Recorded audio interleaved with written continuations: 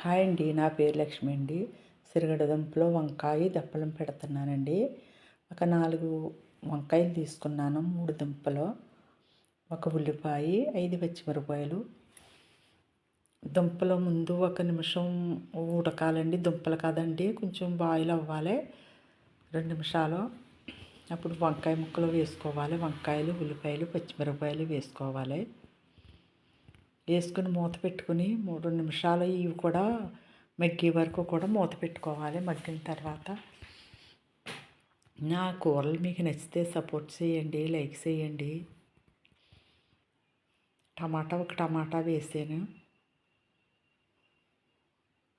మూత పెట్టి టమాటా కూడా మగ్గిన వరకు కూడా ఉడకనివ్వాలి. మగ్గిన తర్వాత పసుపు, కారం వేసుకోవాలి తగినంత. పచ్చిమిరపకాయలు వేసాను కాబట్టి ఒక స్పూన్ వేసానండి.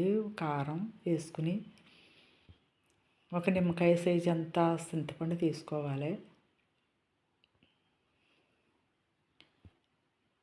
మనం పులుసుకి సరిపడగా వేసుకోవాలండి దప్పలం. వేసుకుని మూత పెట్టేసుకుని బాగా మరగనివ్వాలి. మరిగిన తర్వాత ఉప్పు, కొద్దిగా బెల్లం ముక్క వేసానండి. కరివేపాకు వేసుకుని మూత పెట్టి ఒక 5 నిమిషాలు దగ్గర పడే వరకు కూడా మరగనివ్వాలి. బాగుంటుందండి వంకాయ దుంప దప్పలం.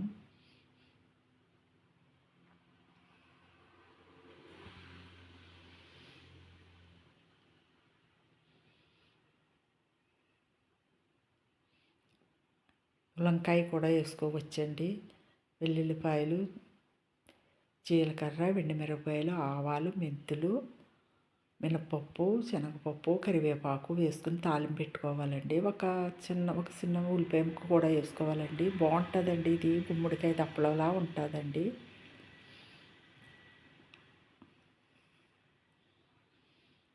శనగపప్పు, మినపప్పు కూడా వేగాక వెల్లుల్లిపాయలు వేసుకోవాలి. దంచి పెట్టుకున్న వెల్లుల్లిపాయలు, ఆవాలు, మెంతులు,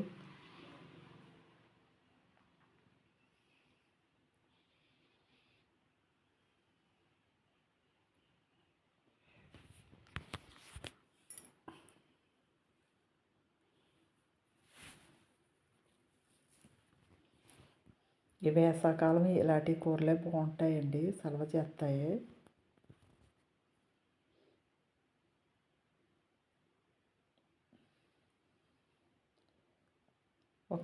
ఒక అరచెక్కకి ఉల్లిపాయ ముక్కలు కూడా వేసానండి. ఇది అంటే గుమ్మడికాయ పులుసులా ఉంటుందండి. ఇలా పెట్టుకుంటే బాగుంటుందండి గుమ్మడికాయ పులుసు. గుమ్మడికాయ దప్పడం ఎలా ఉంటుందో అలా ఉంటుందండి. ఇంక సేమ్ గుమ్మడికాయ దప్పడం కూడా ఇలా వేసుకోవచ్చండి. గుమ్మడికాయ ముక్కలు వేసుకోవటమే. ఈ పోపులన్నీ వేగిపోయాక పులుసులో వేసుకోవటమండి.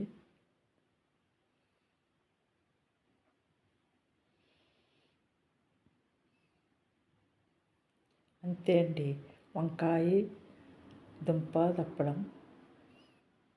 నా ఛానల్ సపోర్ట్ చేయండి, లైక్ చేయండి. మీకు నచ్చితే నా కూరలు, చేసిన కూరలు నచ్చితే మీరు బాగుంటుందండి. వేసవకాలం సలవ చేస్తుందండి.